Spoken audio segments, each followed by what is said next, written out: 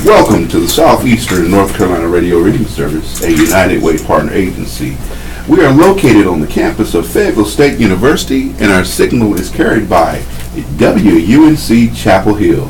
Today is February the 20th, 2018, and your radio hosts today are Nathaniel Alston and James. We will be reading today's edition, February the 15th, edition of the Fort Bragg Paraglide. Excuse me, I'm a little tongue-tied today. Our first topic is going to be from the Soldier Support, AER. AER supports soldiers. Dara Curlton, Army Emergency Relief Officer, takes a moment to sign a check for a little over $1,000. This check will help send a soldier home to be with a terminally ill patient. We have a soldier whose father is passing away. We are assisting him with a plane ticket to get to the father's bedside, explained Currington. Fort Bragg's AER is a branch of the Financial Readiness Program and Army Community Service, which Family and Morale, Recreation, and Welfare oversee. AER has provided $1.7 billion interest-free loans, grants, and scholarships to more than 3.7 million soldiers, their families, and retirees since 1942. The primary source of funding for AER are soldiers' donations and investments, according to AER representatives. In 2017, the Fort Bragg AER campaign surpassed its fundraising goal of $400,000, receiving $428,519. Fort Bragg held its 2018 Army Emergency Relief Campaign kickoff January 25th. Lieutenant General Paul LaCamero, Commander General 18th Airborne Corps, and Colonel Cal Reed, Garrison Commander, performed a ceremonial cake cutting during the first ever Commanders Forum at the Family Readiness Group, Pope Army Airfield. The campaign officially runs through March 1st through May 15th, and this year's theme is There for Those Who Serve. The 2018 goal is also $400,000. To facilitate meeting this purpose, AER and FRP are hosting unit campaign managers at training sessions during February. The first session took place Friday, and the next two meetings will be on February 23rd.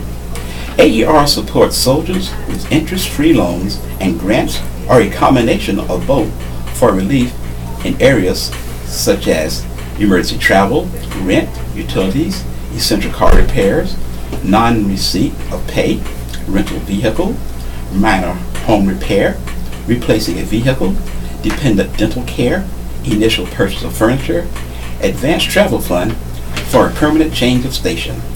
AER has altered its Commander's Referral Program this year.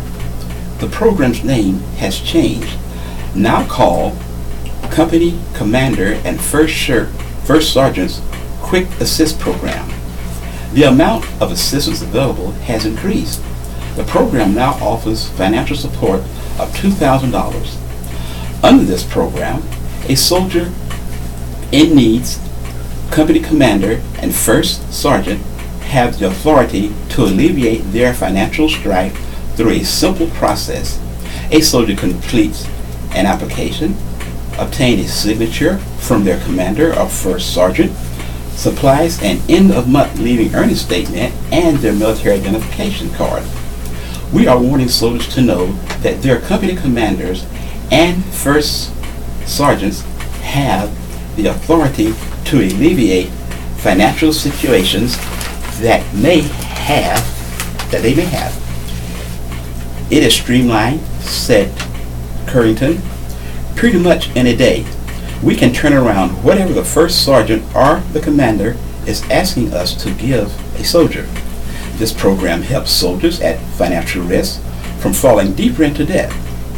This is in place to help deter from using those high-cost loan off-post or on the internet, which wind up causing them to continuously renew and pay all of those fees, said Lynn Oliveria, Installation Solicitation Officer, Program Manager, Financial Readiness Program, Army Community Service.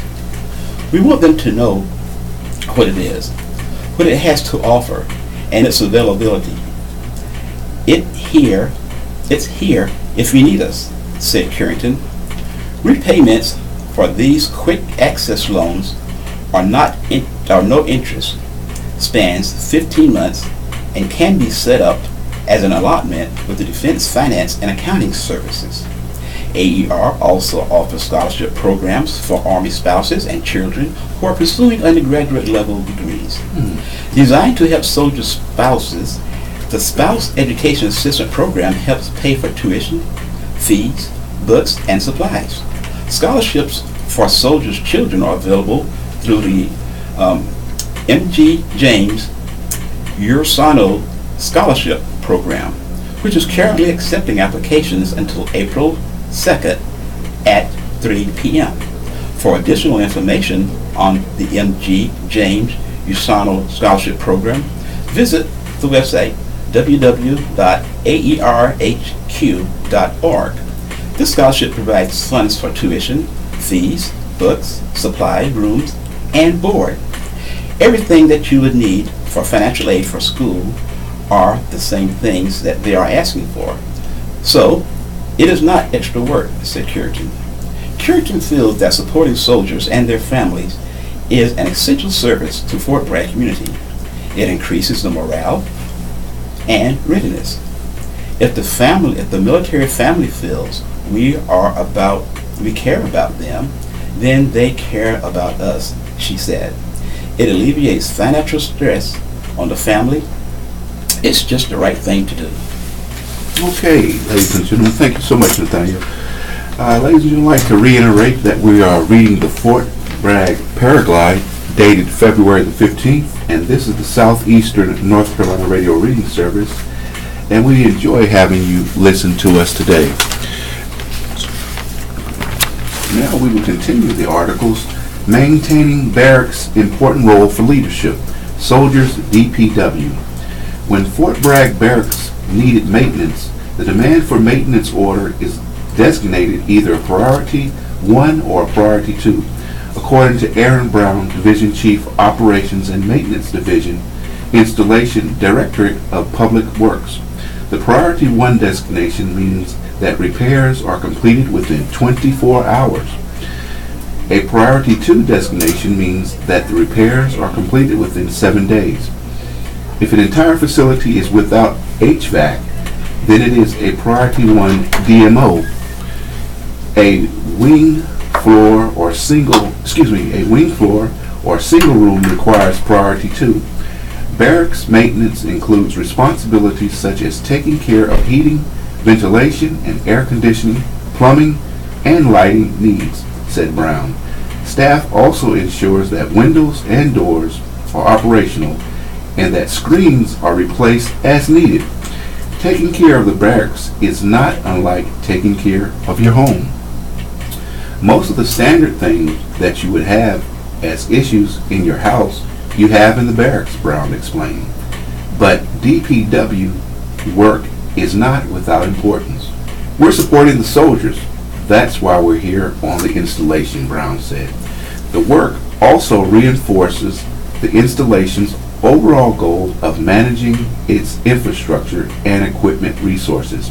Technicians perform preventative maintenance duties such as changing filters on main equipment quarterly, routinely cleaning big chillers, and barracks cooling systems. I don't know what chillers, but ladies and gentlemen out there, you might know.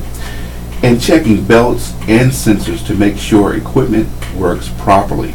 Maintenance, isn't solely the responsibility of DPW, however.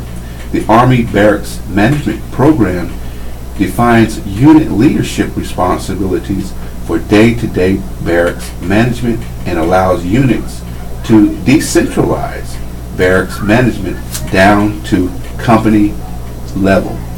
The garrison can also help maintain barracks by performing installation status reports and training, mentoring and partnering with unit leaders. A goal of the ABMP is to help maintain the barracks as effectively as possible. The unit's role in helping to maintain the barracks are: number one, maintaining good order and discipline; number two, identifying and reporting maintenance and repair issues to DPW in a timely manner; number three, executing room assignments and terminations procedures and inspections; number four, enforcing soldier accountability for loss and damages; and number five, key and lock management control; and finally, maintaining the common areas and the grounds. Soldiers are encouraged to clean up after themselves and to store items in a proper manner. In the past, soldiers have kept motorcycles in their barracks rooms, failed to clean after themselves, and neglected to report repair or maintenance issues. In one case, a soldier stored a kayak in their room, displacing a ceiling tile in the process. In addition, DPW offers a repair and upgrade class twice monthly to teach soldiers how to help care of their individuals' rooms, added Brown. Hey, if you need more information about the class or barracks maintenance concerns, call this number, 396-0321. Here you go, Nathaniel. Do that.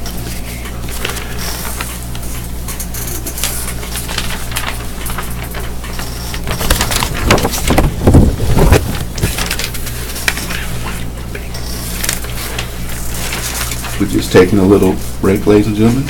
Just get the articles here. Okay, we're going to look at the opinions in this edition.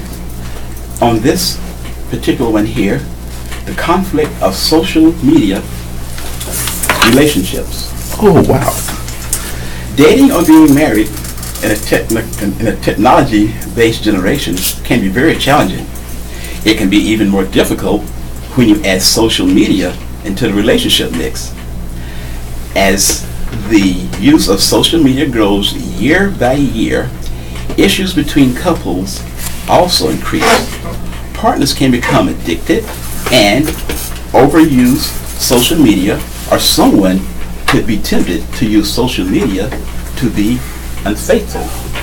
Research gathered by the Pew Research Center suggests that at least 24% of individuals think technology has either a negative or less than positive impact on their relationship.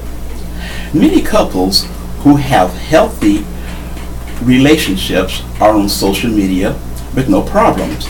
Yet, some couples let social media becomes an issue between them, which can lead to having an unhealthy relationship. This can be due to lack of communication or respect that one partner has for another. We have all heard stories of couples arguing over certain pictures that were liked, inappropriate direct messages, or comments made to another person. On occasion, people may have issues when a significant other doesn't post a picture to their social media. A spouse may be spending too much time on social media and not having their partner's attention. The list of these issues that couples might have with social media can be lengthy, but it doesn't have to be that way. The key to having a healthy relationship is to not let any of these social sites ruin the chemistry or dynamic couples share.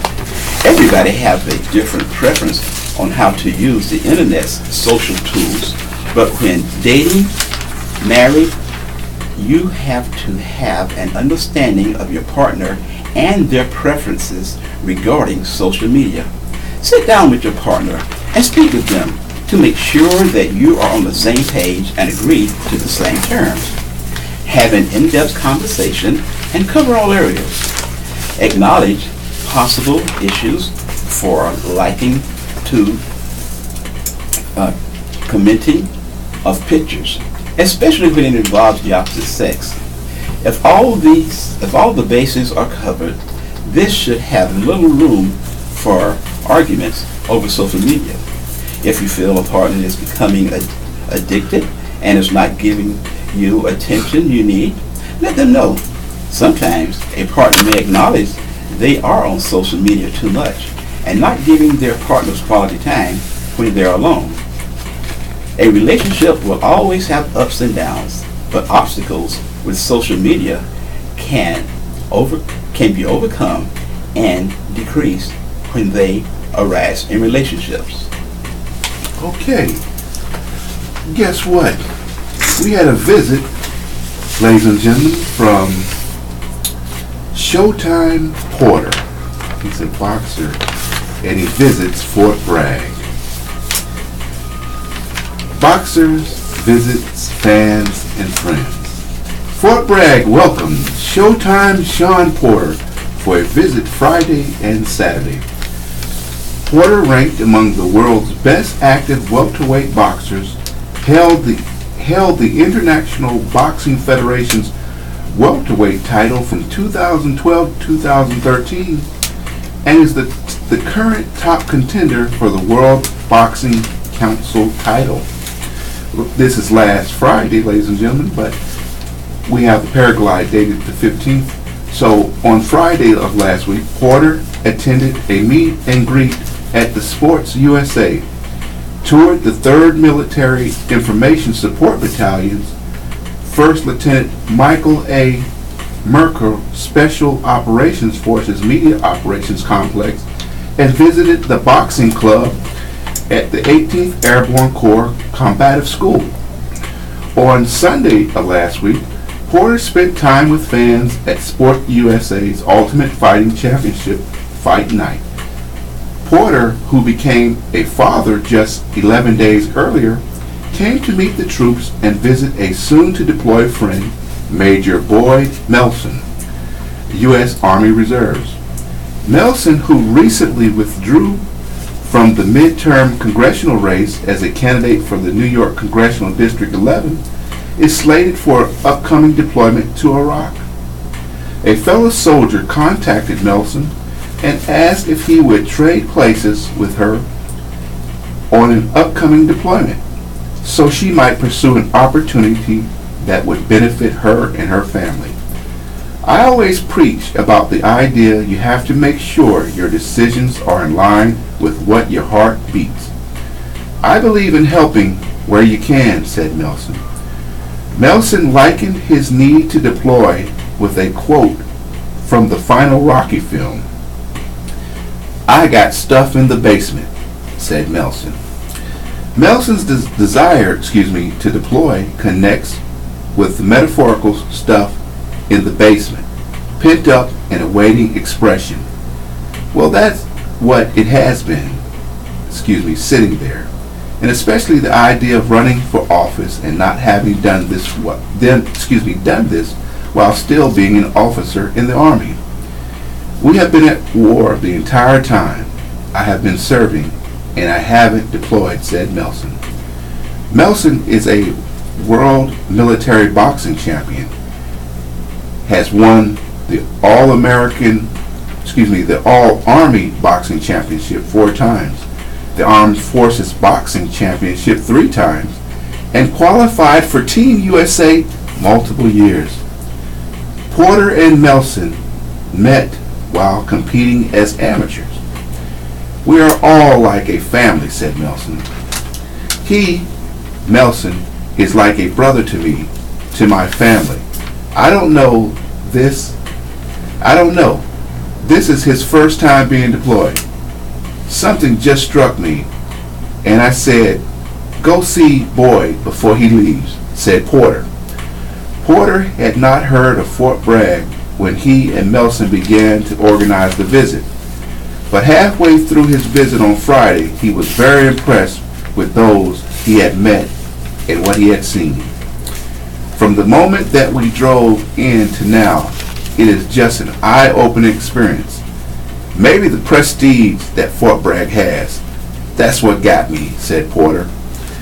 Porter had two critical pieces of motivational advice. He said, advice for soldiers at Fort Bragg. He said, stay ready so you don't have to get ready. And that is something that my dad has taught me, said Porter.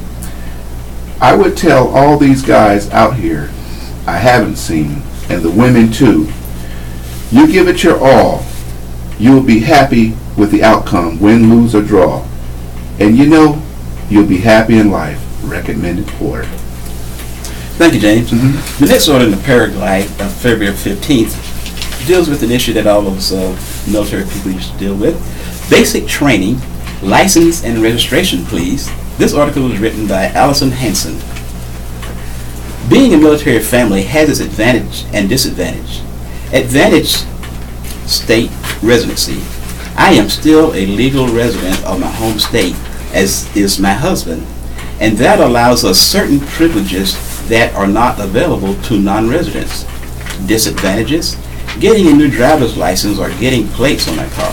It can be difficult to navigate these problems if you've never had to before. How to get, plates on my car, and what do I need? If I have to renew my out-of-state driver's license, what do I do? Driver's license. This very much varies from state to state. For example, for me, to renew my license, I can go online and download a couple of forms. I have to take an eye exam and send in with a check to my state Department of Motor Vehicles, and a few weeks later, I get my new ID in the mail.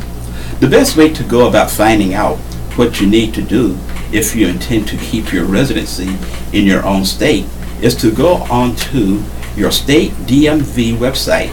Every state should have their own site with a section about renewing IDs. There should be a provision for military personnel and families who need to renew while out of state. In some states, you cannot renew without being present.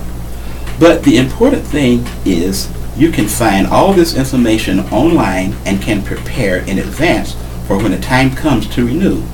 You can start by going to www.dmv.org/military-drivers/.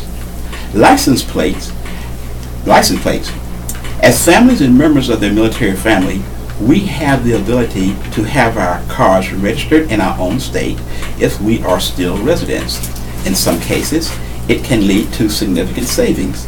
My husband's truck is still registered in our home state, and the cost to keep it licensed there has been significantly lower than any other state we have lived in. We can renew the vehicle registration online with the DMV without issues. My car, however, is registered in North Carolina, and so I have to jump through a couple of hoops. My plate renewal came up during my husband's last deployment. Isn't that always the way? So I had to have extra documentation with me. If you visit the North Carolina DMV's website, www.nc.gov, DMV, vehicle, title, default, HTML, you will see the first thing required in renewing your car's registration is a valid North Carolina ID. However, if you scroll down the page, there is a military personnel provision under the Documents section. If you are a North Carolina resident, you have the ability to renew your registration online if you have had a recent emissions test done on your car. However, military personnel can get a bit of a tax break by bringing the right documentation, and currently that is not possible with online renewals. When you go to the DMV, make sure you have all the documentation you need. You can find the full list online on North Carolina's DMV site. If you are looking to get a military tax break, you absolutely must bring a current leaving and earning statement. If you are renewing your registration without your spouse present and both of your names are on the Title, it's easiest to bring a valid power of attorney. Make sure you have proof of insurance and have completed all the necessary forms. The DMV will have to fax the LES to the state tax office to determine a military tax deduction, and this can be facilitated before even going to the DMV. Call a DMV office for the fax number about an hour before you visit to make your wait a little shorter. The North Carolina DMV website is a great resource for everything that you will need for registering your car, renewing your North Carolina license. Everything that you need to bring with you is all right there in an easy to navigate list with links to the documents that you may need to bring with you.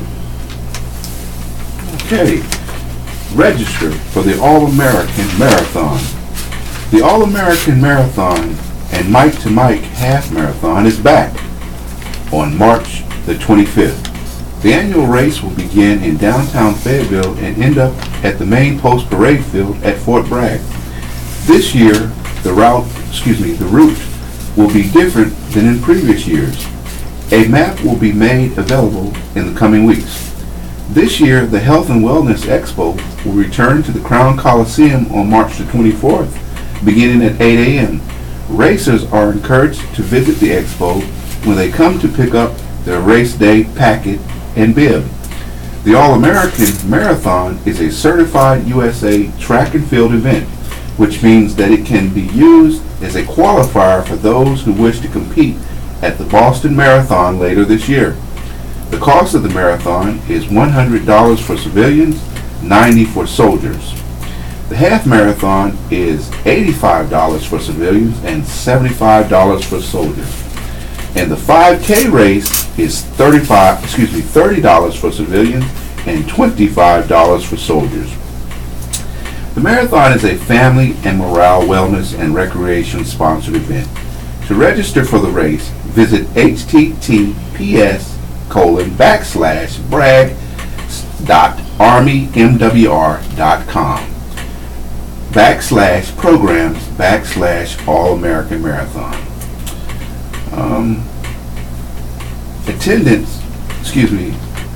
What to volunteer for the race. The MWR is looking for volunteers to help at water stations, attendants, course marshals, and motivators, post-race festival attendants, and gear check attendants.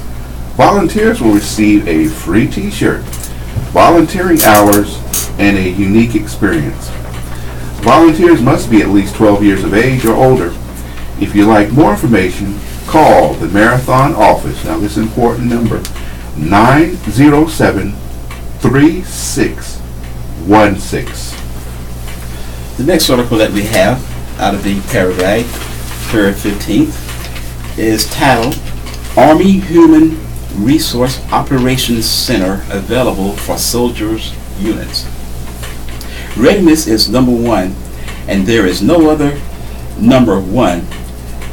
The 39th Chief of Staff of the Army, General Mark Milley, wrote in his initial message to the Army, readiness remains the Chief of Staff's number one priority. A large part of readiness is the ability of S1 and G1 sections to organize, maintain, and assist soldiers with administrative needs and unit deployment requirements. The Army created Human Resource Operations Center to help meet the personnel aspect of General Milley's number one priority. The 18th Airborne Corps HROC mission is to provide the 18th Airborne Corps with the human resource technical expertise, analysis, assessments, training, assistance, and support of the execution and management of operational and tactical HR support. The HROC provides operational training and technical guidance to division, brigade, and battalion S1s. The HROC also develops and implements systems that can be used at the lowest level to empower S1 shops and lighten the load for commanders. HROCs provide summarized data and tools which reflect readiness and human resource efficiency within their formation. The core HROC provides HR training to support garrison deployment and contingency operations.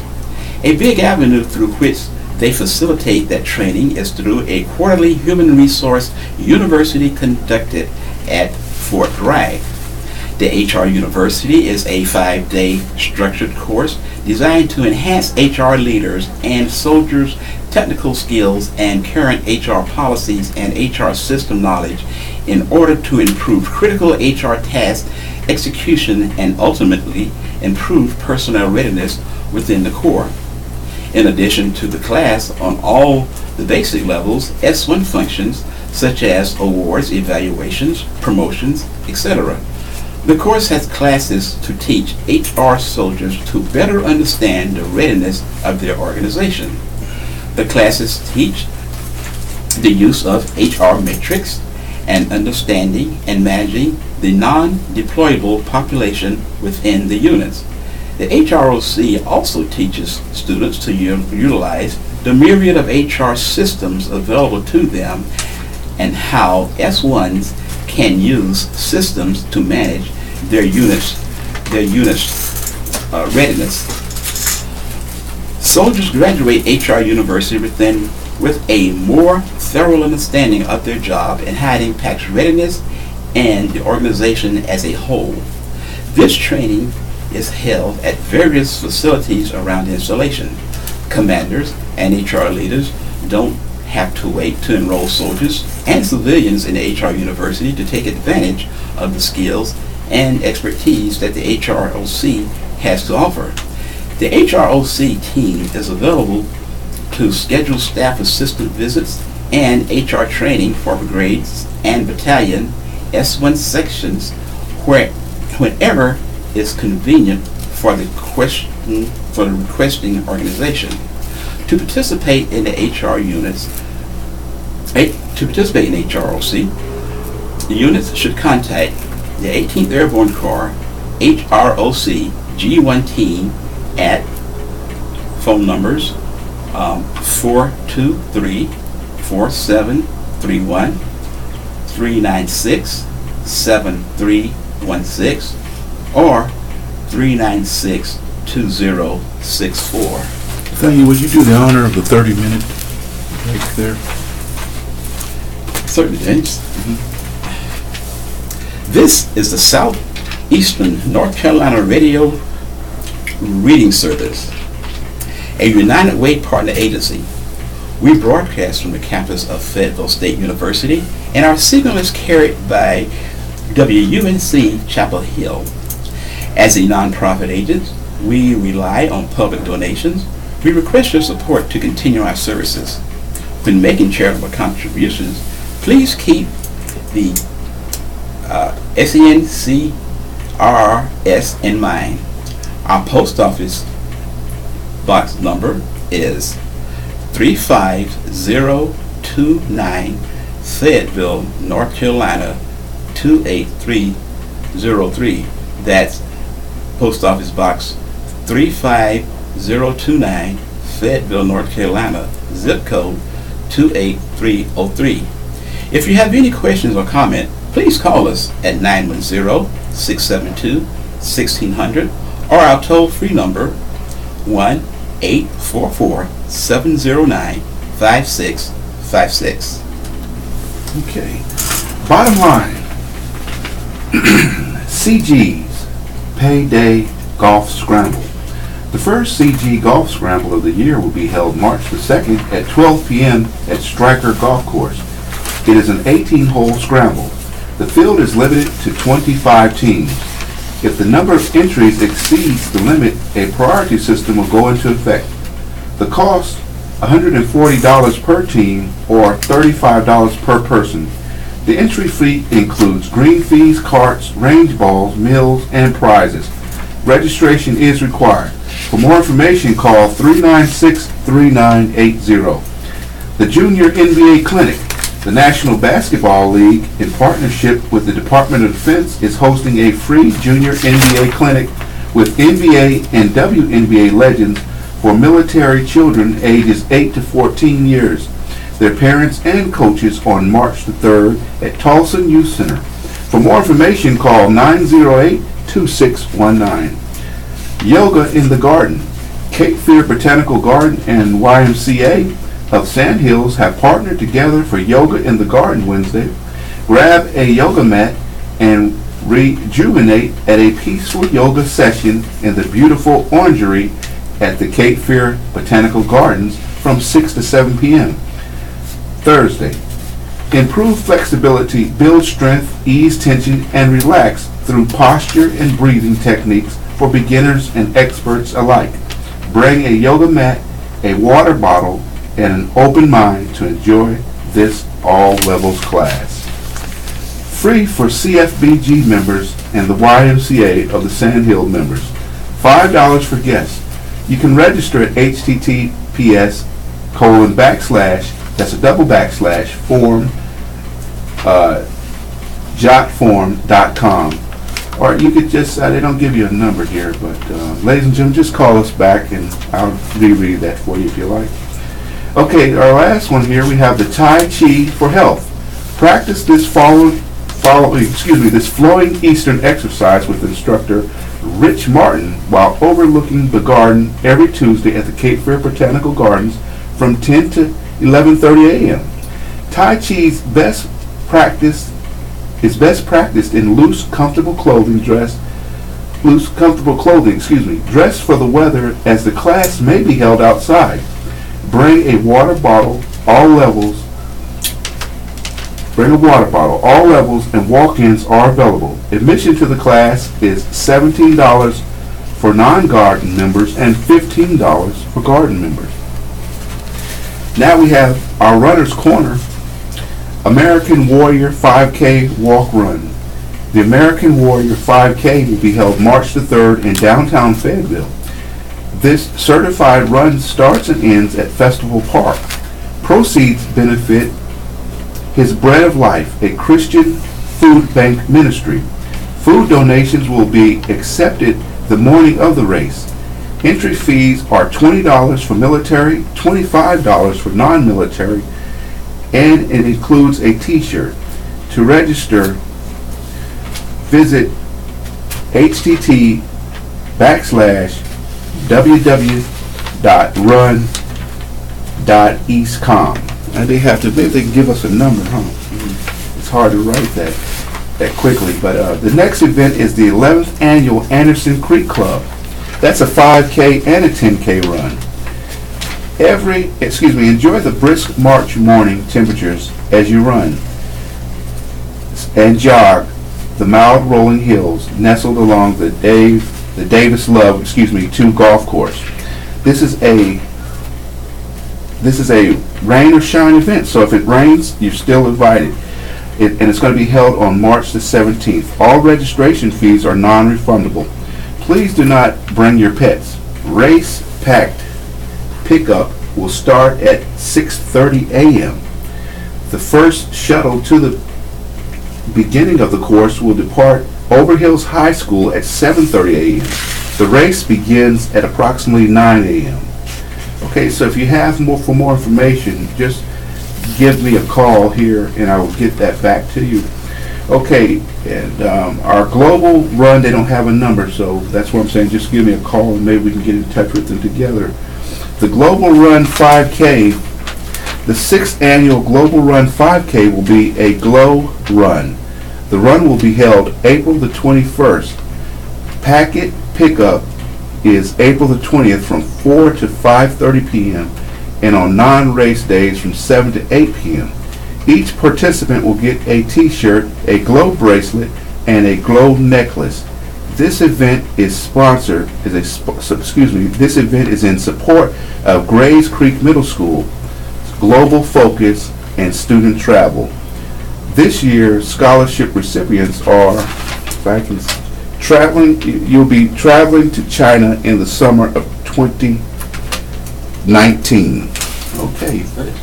Thank you, James. Here's the article in the Paraglide that's sponsored by Womack Army Medical Center by Karen Goffrich. Excuse me, Karen.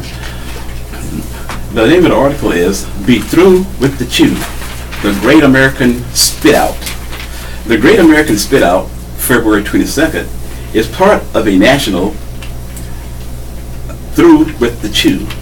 The day is recognized as a means of raising awareness about the dangers associated with smokeless tobacco and to encourage users to quit smokeless tobacco products. Many military members think smokeless tobacco is a safer alternative than cigarettes. Even though this form of tobacco is not smoke, the harmful effects of smokeless tobacco are equally serious. Types of smokeless tobacco include chewing tobacco, spit or spitting tobacco, dip, chew, snuff. Service members have a much higher rate of usage than the national average. Less than 4% of adults in the U.S. are smokeless tobacco users compared to 12% of Army soldiers. This nicotine in smokeless tobacco is absorbed through the lining of the mouth. Just like cigarettes, it is the nicotine in these products that causes the addiction. Nicotine absorption in smokeless tobacco products is 3 to 4 times more than that of smoked tobacco products, and its slow absorption allows it to stay longer in the bloodstream. All forms of smokeless tobacco are addictive and contain chemicals known to cause cancer and many other health problems. All forms of tobacco affect readiness. In order to convey a positive health message, Womack Army Medical Center became a tobacco-free campus for the military personnel in 2013.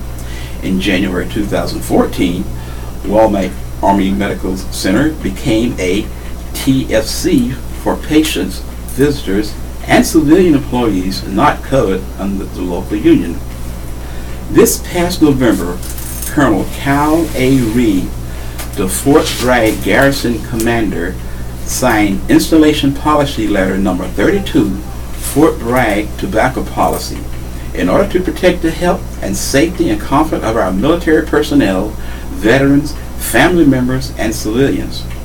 The use of all forms of tobacco, including smokeless tobacco, is regulated to outside in specifically designated areas.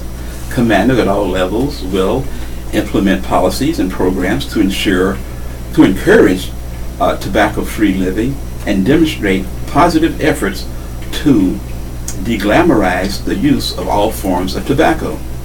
In an effort to promote healthier lifestyles, Womack Primary Care Clinic offers highly successful tobacco cessation programs. For more information, contact Fort Bragg Care Clinics. Call Army Public Health Nursing at 907-WELL-9355 or web search Womack Army Medical Center Tobacco-Free Living. Quit smoking or chewing tobacco can be a long and tough process, but utilizing available resources have proven to be successful. Okay. That's all.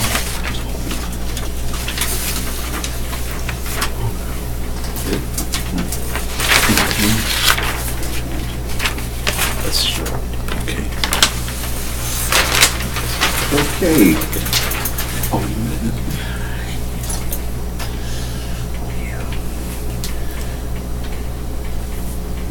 okay, ladies and gentlemen. Well, this will conclude the reading of our Paraglide for today.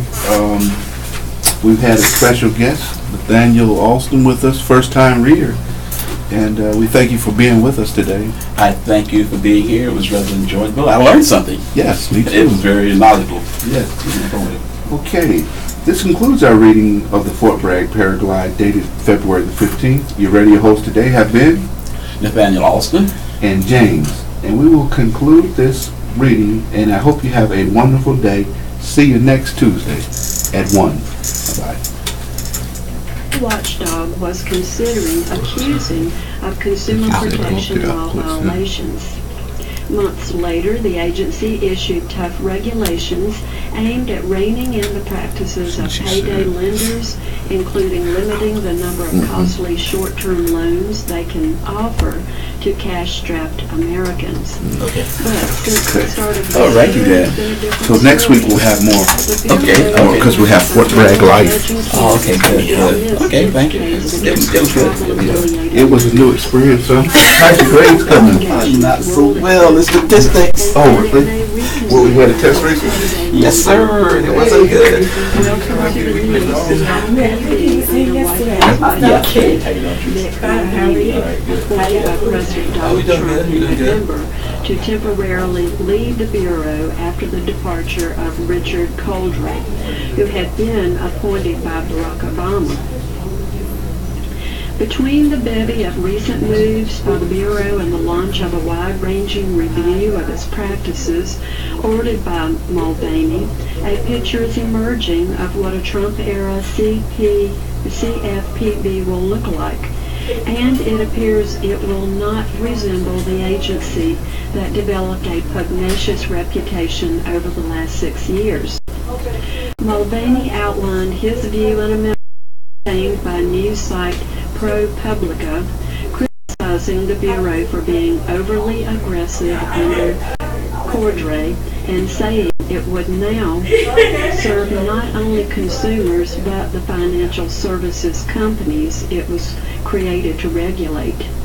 We don't just work for the government, we work for the people, and that means everyone, those who use credit cards and those who provide those cards, those who take loans and those who make them, those who buy cards and those who sell them, wrote Mulvaney, a free market advocate who once called the CFPB a sad, sick joke. For Lauren Sanders, an associate director of the National Consumer Law Center, such a mission statement simply means unwinding consumer protections. I think we'll see a lot of rollback, she said. For now, the practical implications of the pullback appear to be limited to the agency's more aggressive interpretations of consumer protection law. The lawsuit against Golden Valley Lending and other firms owned by the Habermalel Pomo of Upper Lake Tribe is an example.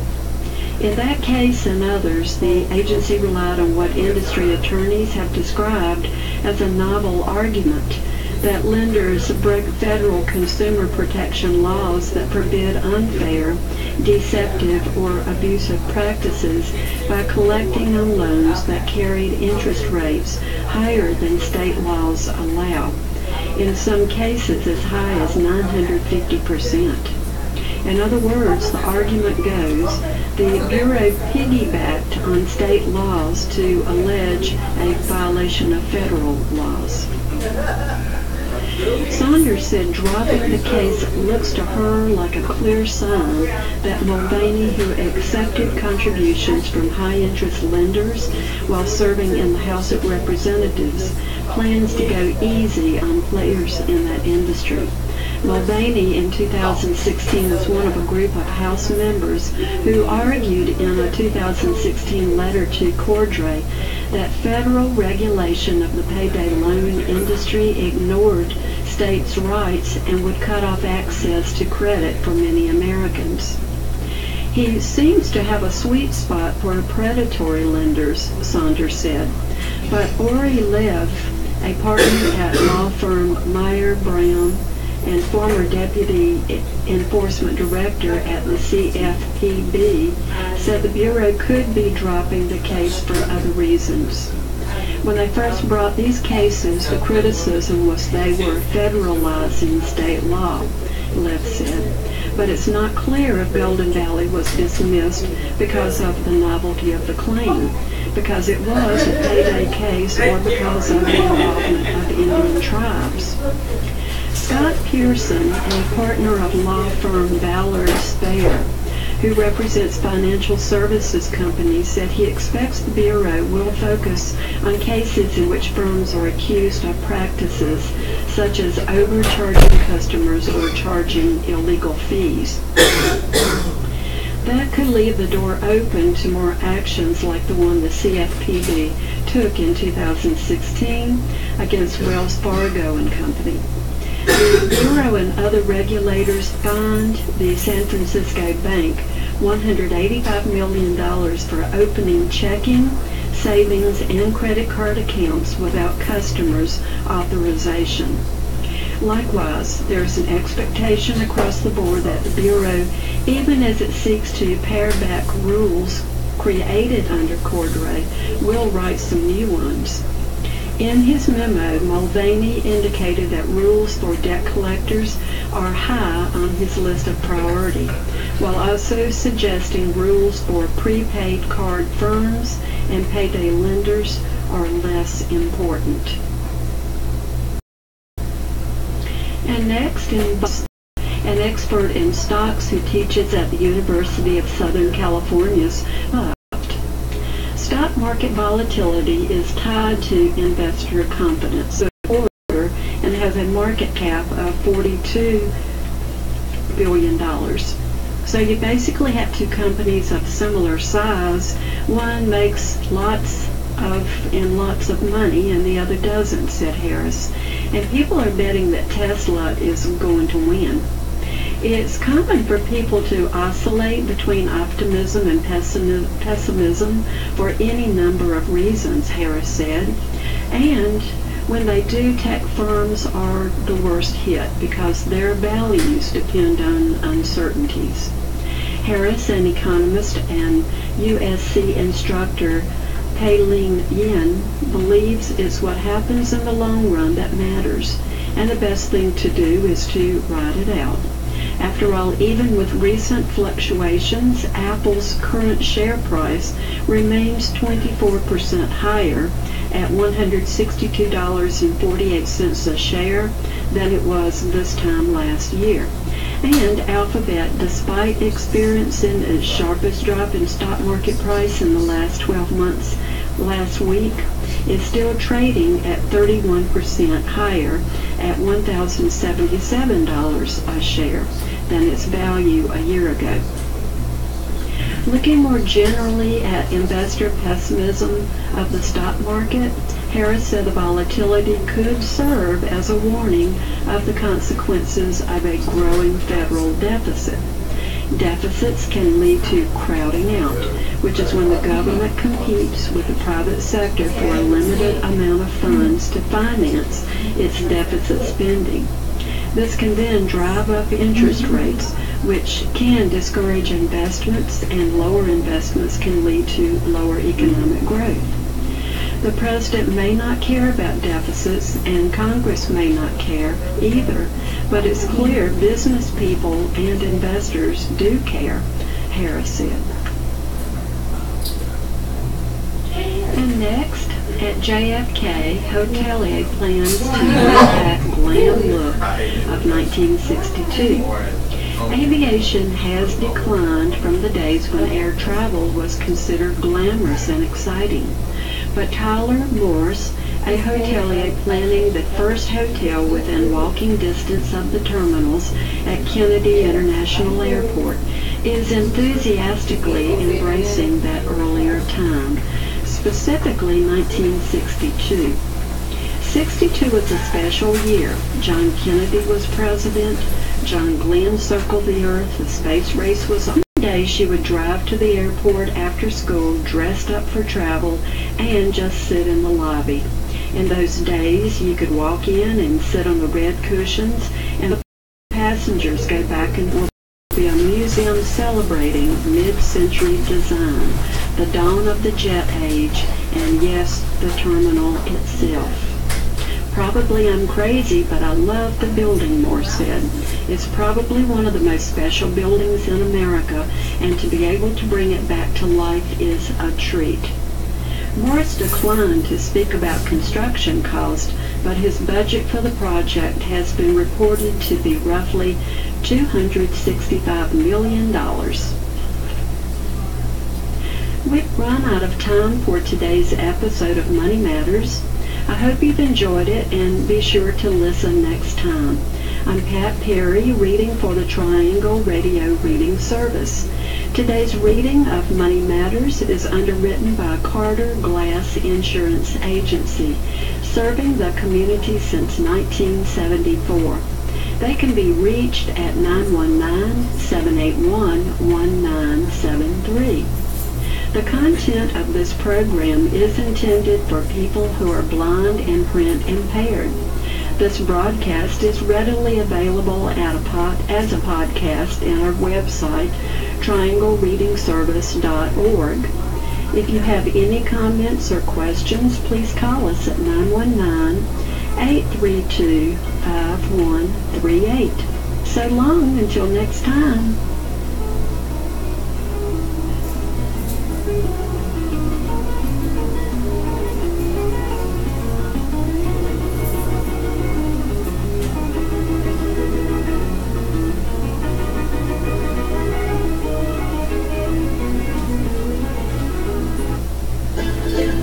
Hello, I'm Fred Brack, host of the Our State magazine program, bringing you information about how Triangle Radio Reading Service programming can be accessed for rebroadcast to nursing homes, hospitals, retirement communities, or other reading services.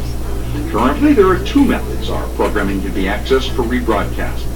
Our signal is beamed 22,000 miles to a satellite centered over the United States. So with a satellite dish and receiver, our signal can be received anywhere in the country. We also use a special device to send out an encoded signal of our broadcast over the internet. Presently, both methods are being used to spread our programming to Rocky Mount, Greenville, Wilmington, Winston-Salem, Hillsborough, and Alexander County. We want to reach everyone we can in the blind and print impaired community with our news and information programming. So if you are part of a larger audience that would benefit from our programs, or you know of such a need or opportunity, contact our office.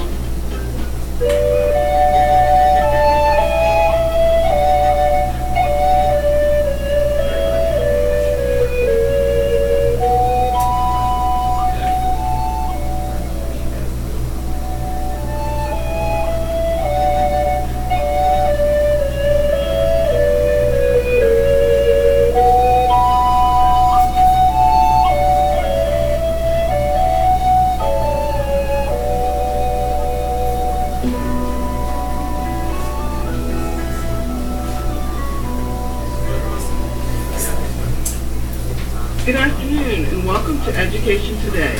The content of this program is intended for people who are blind and print impaired. Hello, my name is Dr. Sarah McManus and I'm your host and producer for today's episode of Education Today, an original program produced in the Triangle Radio Reading Service studio. In today's episode, we will be exploring audio description. Before we begin, here's a word from our sponsor. Are you in pain or discomfort? Start your journey of relief at RBR Physical Therapy, located at 1300 Corporation Parkway, Suite B, Raleigh, North Carolina. Call 919-917-7729 for more information or visit www.rbrpt.com. Limp in and leap out. Today my guest is Betsy Leslie. She is the Executive Director of Art Access. Welcome, Betsy. Hi, thank you. Excellent. Well, Betsy, tell us a little bit about what Art Access is and your role there. Sure. It's great to be here, Sarah, and I love to talk about Arts Access. We are a nonprofit that serves the state of North Carolina and work to make the arts accessible to people with disabilities. Excellent. And your role? I'm the executive director. We have a small staff, so I have another project coordinator, and we have several contract people that work to provide our audio description services. But as executive director, I lead the organization, I do a lot of the training, and I do a lot of the resource and information sharing, which is a core service of ours. We really want people with disabilities to know about the arts, know where accessible arts are, feel like they can take part in things and where it's happened and how to get there. Excellent. And tell us a little bit about what audio description is for those that may not know. Sure. So audio description is one of our core services. We've been providing it since the late 1990s. We're very, very proud of our history and our scope of service. We are known nationally for our audio description services, and we've won awards. But basically what audio description is a narration service for a theater event, or performance, a film, or a program on TV. And the narration service describes what's happening, the visual elements of the content, so somebody who is blind or low vision can get a fuller, richer experience of what they're hearing or experiencing. So that's a short answer. So Arts Access, we provide it for live performances. So we do theater, musical theater, opera, ballet, festivals, just anything that's happening on a stage that somebody's going to benefit from understanding the costumes, the scenery, the action, where people are standing, what they're doing. So we fill all that in with our describers, and it's much more vibrant, interesting, accessible for someone that can't see it on stage. Tell us about the process you go through in order to decide what you will audio describe, and then how you go about doing it. Sure, and I love talking about the process because it's much more involved than people think, and we're proud of the quality of the service we provide, so there are several things involved.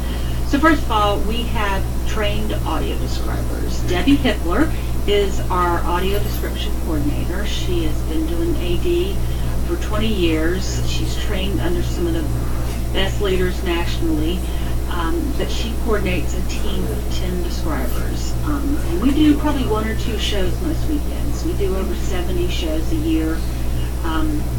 So it takes a group of people to be able to get to all those places. So the process would be someone's going to buy a ticket to see something and they want audio description. They can request it when they buy their ticket. I will tell you it's a service under the Americans with Disabilities Act that people can ask for, and theaters and venues are, let's use the word obligated or encouraged to provide it. I can talk a lot more about that because I think that's of interest. If you're told they don't do it, what your avenues for advocacy are, but I'll happily talk more about that. So when someone buys a ticket and they need audio description, they can request it. Then at that point, the theater or venue contacts us to schedule it. The request has to come from the user, so we can't. Sometimes people call Arts Access and say, I need audio description for this, and we'll just give you the name of the box office manager and say, this is who you call. So it has to come from the consumer or the user. Then the theater or the venue will schedule it with us. At that point, Debbie and her team will assign usually 2 people to the performance. They go and see it twice before the user's going to go. So say for a Broadway show, let's use North Carolina Theater, they will go to a dress rehearsal and they'll go to the performance once. They will see it. They will write a script to read from. So they are analyzing, exploring what they need to share. But they do it ahead of time so they have a chance. And they write a script. And then on the performance date or the time, they sit usually near the soundboard and they speak into a microphone, and the user can sit anywhere they want. They stop by our table in the lobby, the Arts Access table. We always have a large banner at a show we're doing so you can find us, or ask an usher and they can lead you there. You pick up a headset, receiver, and then the user, just the patron, I'll call them the patron, sits anywhere they want, and then they can wear the headset, and then usually about 30 minutes beforehand we'll do the pre-show where we talk about stage, or read the program, or we'll talk about, just like anybody that sits down in their chair to read what they're getting ready to see, we'll share that. And then when the show starts, we narrate, and at the end you turn your receiver back into us. There's no cost to the patron. but we do charge the venue for providing it. So that's one of their obligations under making their content accessible, which the law says they need to do. How it works. So it's a lot like American Sign Language. So the venue pays for the service, but the patron needs to pay for the tickets, but then they're going to get that. Every month we have certain shows scheduled. A lot of the performing arts organizations schedule it ahead of time.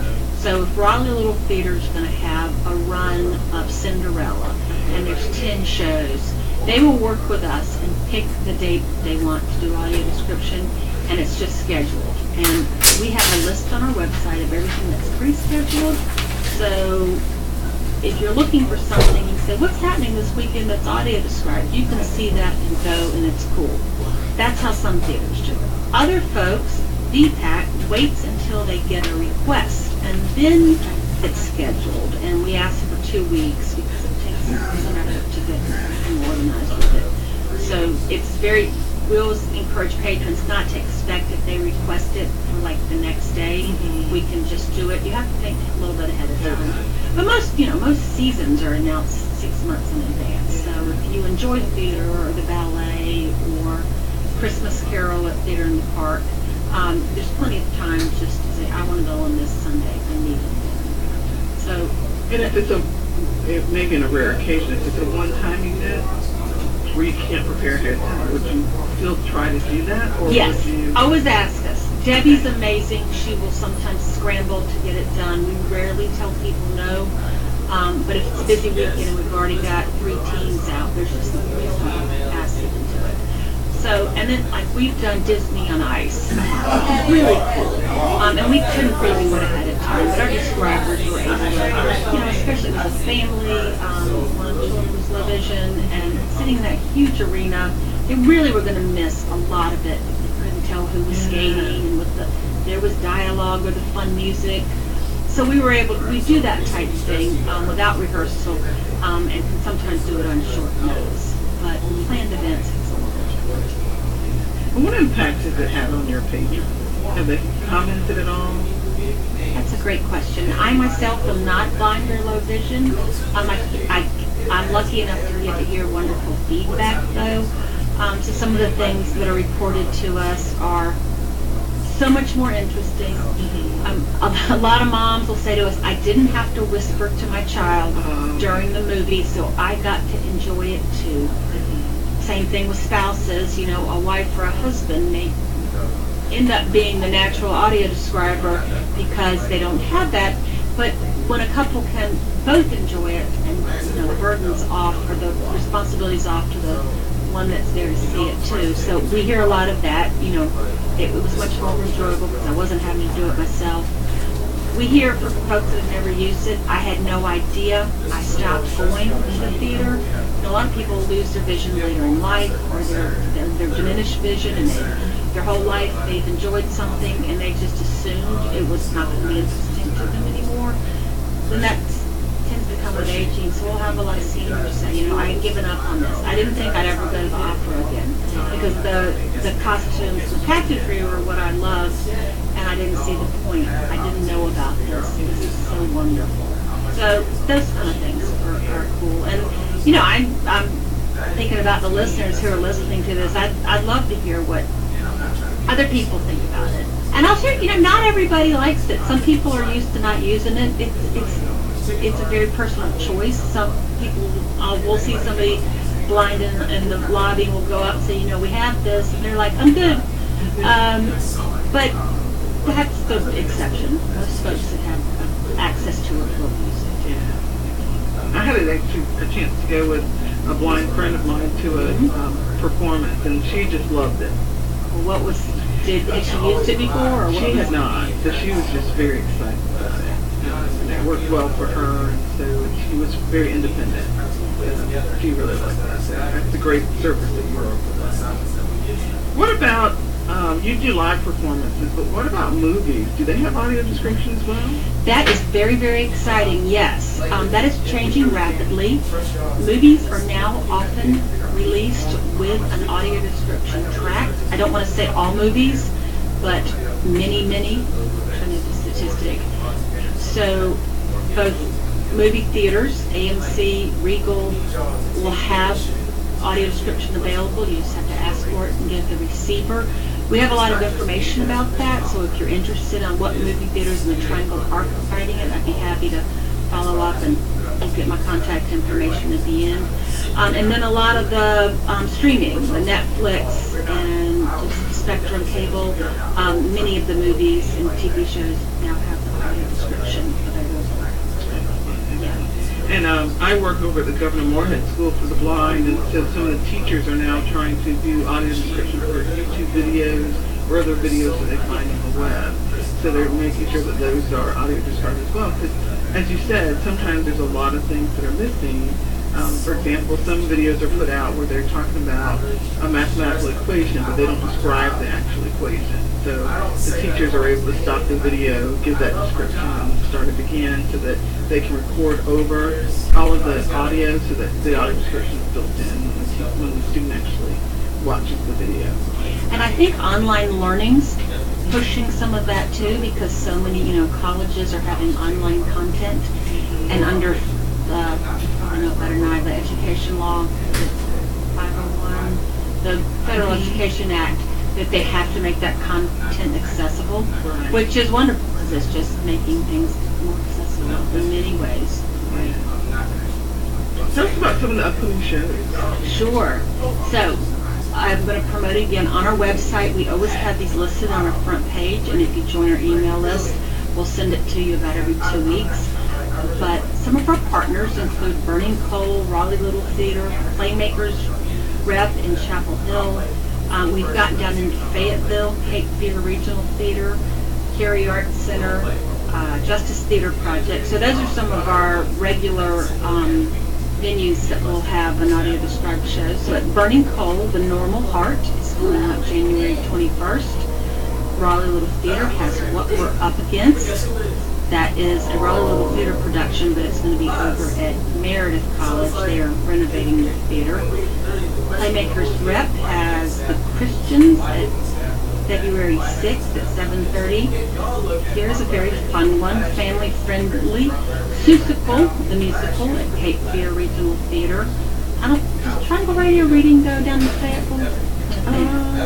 I'm not sure how far it is, so but I think it's Triangle. But we're excited because it's nice that audio description is coming to some places it hasn't been before. Almost Maine at Cary Arts Center, February 11th. Little Shop of Horrors, Raleigh Little Theater, February 18th. Bent at Justice Theater Project, February 18th. And Hairspray at Stewart Theater. So if you're a theater lover, I've just described a lot of variety. That's everything from edgy musicals to political topics to fun, family-friendly fare. So I just, if you are blind or low vision, or you know someone, or you think it'd be cool to take somebody that's never experienced, there's a nice variety. And Sarah, if I may, let me talk a little bit about accessibility, because audio description is just one of the things that can keep people going out and about in the arts, and you'll get me on my soapbox, but arts access really is about accessibility on many levels. People knowing about it, people being able to get there. We know transportation is an issue. But some of the groups I just mentioned, I'm going to highlight them. It's awesome. Justice Theater Project will give free tickets to anybody using audio description. So contact us, we'll put you in touch with them. That's February 18th. Burning Coal they always do the audio description on a pay what you can day, which is a Sunday, so it's pay what you can. So, and many of these other groups are very reasonable. I mean, tickets at Raleigh Little Theater are so affordable, quality is so good. So I just encourage you, if you think, oh, it's too hard, I can't get there, it costs too much, I've never used audio description, call me. I will, help you get around other barriers and things that are challenging to get out and about, because we really look at accessibility as not just disability. There's a lot of things that keep people or maybe they stop doing it and just, how do I get started then? Yes, yeah, and I talk a lot about that, and I'll be happy to help people individually. So So you talked about how Art Access kind of got started a little bit and a little bit about the history. Tell us about the future of Art Access. Where do you see it going? Oh, I hope we get millions and millions of dollars. No, I'm kidding. So a little bit about our history. I'll touch on that and where I've been there 8 years. We started in 1984. It started in 82, but they were incorporated as a nonprofit in 1984. And it was a group of people in Raleigh that just really cared about accessibility. It was also at the same time that the disability movement was becoming much more active. It was, they were building towards the Americans with Disabilities Act, the civil kind of social justice coming out of Berkeley and all that. So the group in Raleigh just started thinking about the arts, and some of those folks are still around. It operated for many years as a volunteer organization, and I think we're proud of that history because it would have been easy to fold. But it was a group of people that weren't getting paid. They just kept files in the garage. They met and they kept at this because they were very passionate about it. And they did things like put wheelchairs in venues and did some training and just started to talk about it. And then there was a strong group that was very interested in blind and low vision, and so they started getting trained in audio description. Fred Brack, Elizabeth Collins, wonderful folks were still around. And in the late 90s, they started doing audio description performances, getting grants from the city of Raleigh, the United Arts Council. So that was the history. In 2010, I was hired and they started getting some paid staff.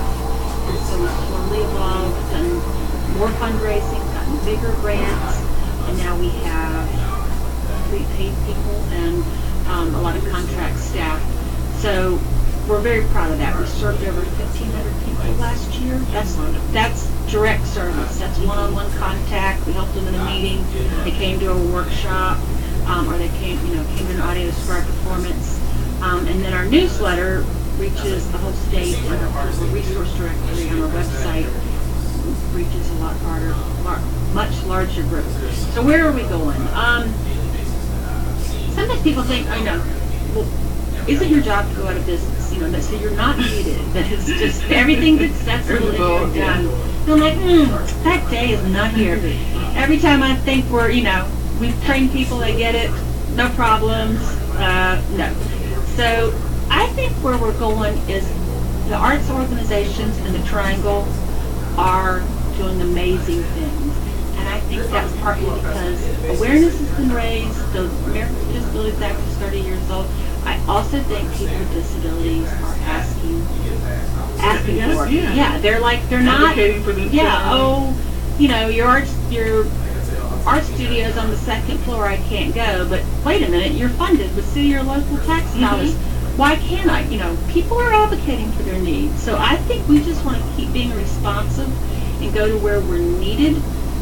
I'll brag on probably 15 to 20 arts organizations in the city of Raleigh are doing amazing things. The museums, the theaters, they're really thinking about accessibility. They're trying to connect with people. They're doing specialized programming. North Carolina Art Museum, CAM Raleigh, VAE, they're all doing tactile touch tours and do AD audio description if you request it. There's a lot of energy around this, and I think Arts Access just wants to keep being a partner. We don't see ourselves as wanting to produce the content. We just want to make sure people know how to make it accessible. And then our other audiences, people with disabilities, it's like, don't stay home. Right? Don't just go to the mall. Why are you going to the mall? There's more fun stuff to do. There's more interesting, cool stuff happening, and you follow what's happening in the Triangle. The arts are an economic driver. I just don't want. I want it to be for all people. For everyone. Yeah. They don't have to stay home. They can go out and enjoy the art. Yeah. So and as we become, I'm following is Amazon going to come here, or all these businesses are coming here. We're really creating the creative community is stepping up, and there's more and more of it. I just want them to do it for all people. So I think that'll continue to be our mission. Well, Well, tell our audience how they can get involved, and then how they can get access to your website and your newsletter. So one of my best ways, as I say, we're small, but everything we do, we put in a newsletter that comes out every 2 weeks. So any workshop, anything inclusive that we know about, somebody's giving away tickets. Our Facebook and our newsletter are a great way to find out about us. That's one avenue. If you're blind or low vision, come to an audio described performance, or go explore something and call me and see if they'll provide it. I'll help you connect with new content or ways to do it. If you want to volunteer or help us, call me. We put on things. We love volunteers. I can give you a list of things we need and what we're doing. I think how else people can engage with us. I will tell you about an upcoming thing that's going to be awesome. In the month of May, we did it last year, and I can officially announce we're doing it again. It's called Series of Fortunate Events. It's 5 different events featuring artists with disabilities. So we have a visual arts show, we have a theater event, we have a house concert, we're going to have a film event, and a children's art event. So stay tuned, because we'll be doing a call for art. Last year, I'm looking at you because you're on the Governor Moorhead campus, the theater variety show, the theater club from the Governor Moorhead high schoolers, they came and performed, and we had 4 or 5 other acts. But that's coming up in May, so if you want to be a sponsor, business people out there, contact me. We're going to be looking for sponsors, and then it's going to be wonderful content, so come to it and really see our mission on display. And that we can definitely use volunteers for those type of events if you've got a skill set. And you give them your contact information? Sure. I am Betsy, BETSY, at artsaccessinc.org. If you just do Arts Access North Carolina on your search, it'll come up. You can call us, 919-833-9919. Ask for me. Or you'll get to us. We have a phone menu, but my mailbox will come up at our main number. Other ways to get involved. But yeah, and if you're intrigued with audio description, you've never tried it, the next one's January 21st. We encourage you to come out and use it. Okay. We're almost out of time, but you said you would touch on one topic that we haven't touched on in this.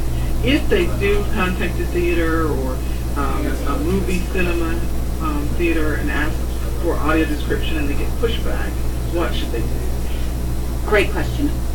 So what happens is a theater may be doing it, but the person who comes on the phone's never heard of it, or they often think, oh, you mean the assistive listening device. Sometimes when you start talking about audio, or they jump to ALDs. Be patient. Keep asking for the manager. I don't really think you have to tell anyone with a disability to be patient and persistent. That's right. But keep asking, and that is something we can help you with. If you call and they say, we don't do that, and it's a $3 million organization, call me, because I will explain to them in the most loving way possible why they can do that and how to do that. And we really have a lot of great partnerships. And I just don't want people to get discouraged if they get the runaround or they don't have the right person on the phone, or it's not easy to find on the website. That's what we're here for. Excellent. Well, thank you so much, Betsy, for joining us today. Okay, great. It was a lot of fun talking with you, and I hope folks will come out and enjoy an audio described performance. Excellent. Thank you. And before we end our show today, we do want to hear from our sponsor one more time. And so, are you in pain or discomfort? Start your journey of relief at RBR Physical Therapy, located at 1300 Corporation Parkway, Suite B, Raleigh, North Carolina. Call 919-917-7729 for more information, or visit www.rbrpt.com. Limp in and leap out. Please be sure to tune in next time. Before we do, I do want Betsy to tell us that phone number one more time if you want to get in contact with her at Art Access. 919-833-9919. I wanted to use my radio voice. Excellent. Wonderful. We hope you've enjoyed the show. I'm Dr. Sarah McManus, your host and producer for the Triangle Radio Reading Service. The content of this program is intended for people who are blind and print impaired. After this broadcast, you can readily find it as a podcast on our website, which is located at www.triangle, Triangle, reading, reading, service, service.org, where you'll be able to listen to it again and share it with others. If you have any comments or concerns for today's episode, or wish to share a topic that you want us to explore, please call us at 919-832-5138. Again, that's 919-832-5138. You may also reach us via email at info@trrsnc.org. Again, that's info@trrsnc.org. We look forward to hearing from you soon. So long until next time. This was Education Today.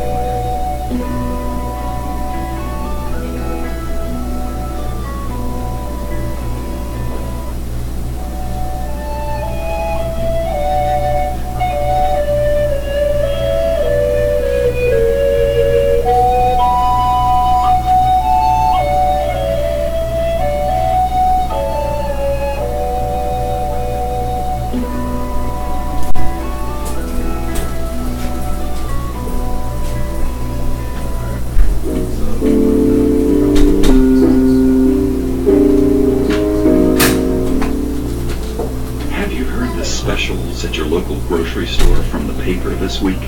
If TRRS were not on the air, you couldn't have. Since 1983, volunteers have read local newspapers, magazines, and other publications on the radio every day, all day. If you'd like to help this non-profit organization continue its mission to you and 15,000 others in the Triangle, call 919-832-5138 to make a secure credit card donation, or send a check to Triangle Radio Reading Service at 211 East Six Forks Road, Suite 103, Raleigh, North Carolina, 27609. Thank you.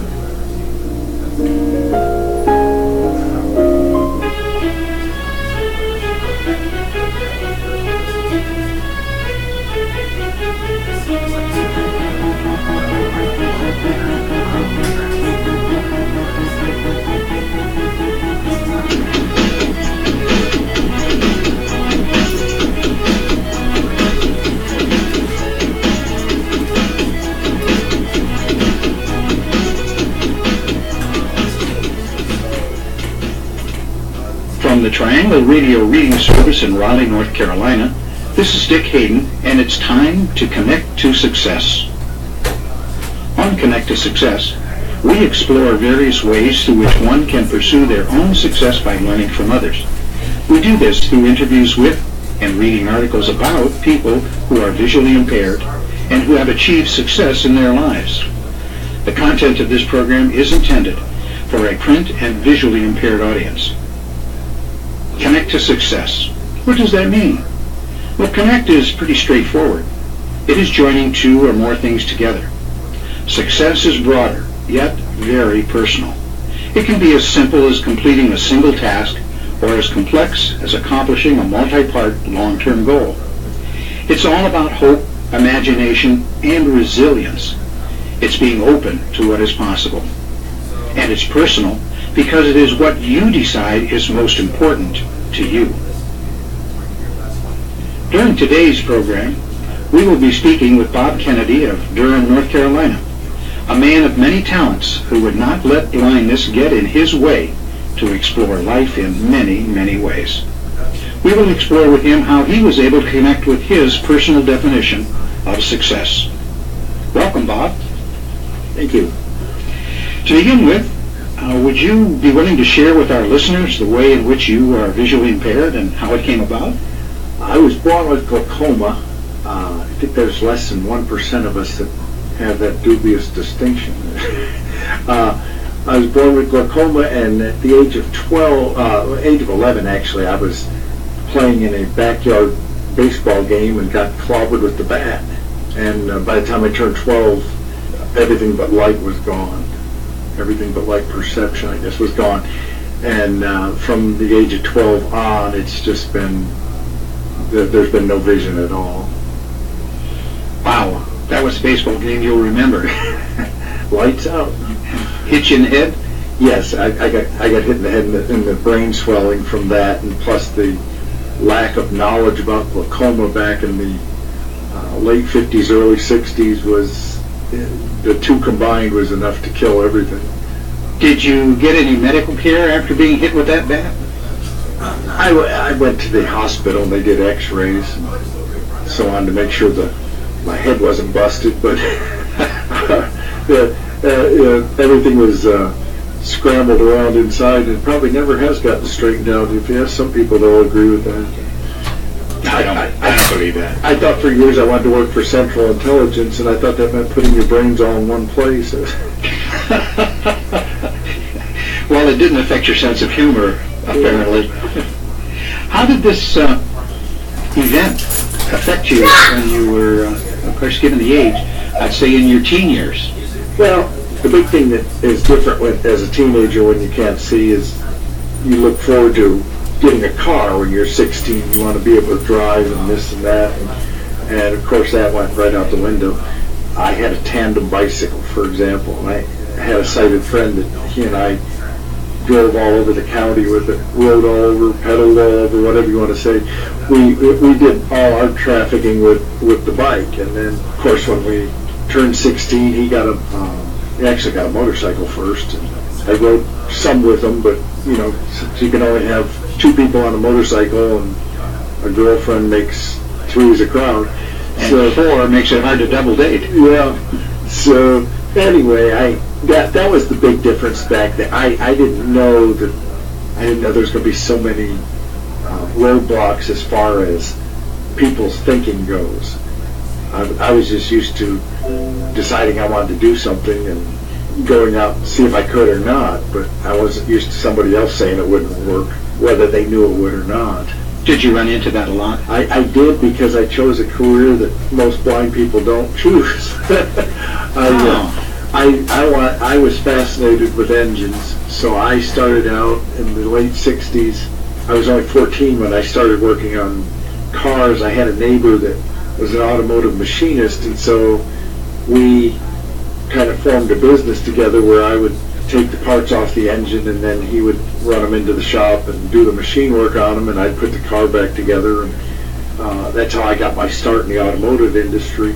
Then I went into motorcycles, and then I went to motorcycle school, and then I ran a marina for a while. So if it had an engine, I wanted to know how it worked. So people would you'd go to interview in a dealership or a business, and they'd go, well, how do you keep your finger out of the fan? You know, it's like, well, I know where the fan is, and I know enough to stay away from it. You learned that lesson early. Yeah, you know, of course he could tell you this person, that, and the other that have lost their fingertips. Well, that's just being stupid. You know, stick your fingers in the fan because it'll take off those fingertips like you're talking about. Did that desire to work with engines manifest during high school in terms of any particular courses that you took? No, they wouldn't let me into I was in the school for the blind in New York through 11th grade, and I never did a good job accepting blindness, so I knew if I was always afraid if I graduated from the school for the blind that anything blind on your job application was going to mean you don't get an interview. So sports was my avenue, and I used that to get into a public high school. I didn't realize that the law said they can't keep you out of the public high school. They just wouldn't. They'd talk like I wasn't allowed in there. And so when I came over and worked out with the wrestling team on Christmas vacation, they were wondering why I was in a different school. And so that was how I got in. They went to bat for me instead of me. Wrestling was your chosen sport? Yeah, that was the one I was best at, yeah. So you moved over to public high school then, and finished up there, and enjoyed the sports to go with it. Yeah, I was offered a couple scholarships to universities to wrestle there, but I thought I was in love at 18, and so I turned them all down. I just figured going to college would be putting off so much of what I wanted to do, I was able to do already, and I didn't see the need for college education to work on an engine. How did your parents react to all of this? My dad liked the idea that I worked on cars because he didn't have to take his car to the shop any longer. But I remember when I was getting ready to leave New York, I had a job offer in Charlotte way back in the 80s, and I moved. I was going to move to Charlotte, and first thing to come out of my dad's mouth when I told him I got the job down there, he says, "Where am I going to take my car to get it fixed?" Oh boy! Oh boy! It's like well, congratulations, you got a job. Congratulations, you know, blah blah blah, or whatever it is. Where am I going to take my car to get it fixed now? Strangely enough, it took 3 years of him not having anybody fix the car, and he moved down to South Carolina 3 years later. So think you get closer to his mechanic. Yeah, knew where to find me. I would say that speaks well for your mechanical ability if you have a following. I had a good one in Charlotte back in the 80s. I was doing automatic transmissions for Pontiac. I was working in a Pontiac dealership, and there was no shortage of evening work. Really? I could work in the dealership during the day, and then people would find out what your name is and where you lived and all. I was rebuilding transmissions at home for $200 labor in the dealership. The total price was getting up, of course, close to from $1,100 to $1,300. You know? Wow! So people were real interested in coming over and having you do it at home. Well, how did you learn to deal with the transmissions? Like, I mean, they're fairly complex. I did the same thing with the car engine. Just trial and error, or did you have somebody kind of help you learn? You know, back when I was getting started on engines, yeah, I had my neighbor and I, we worked together evenings, and he taught me how to take the engines apart and so on. And then, as you're talking, as you take it apart, you get explained how it works. Then I got to doing more and more. Everything didn't have to be machined. You know, a fuel pump quits, there's no need to send it into a machine shop. You just pull the pump out and replace it. Or it took some time learning how to rebuild a carburetor back then, because there's so many little bitty parts, little check balls, little fine springs, and so on. That took a lot of learning where they go and how to put them back in there. I'm sensing there might be a lot of muscle memory involved as you do it repetitively.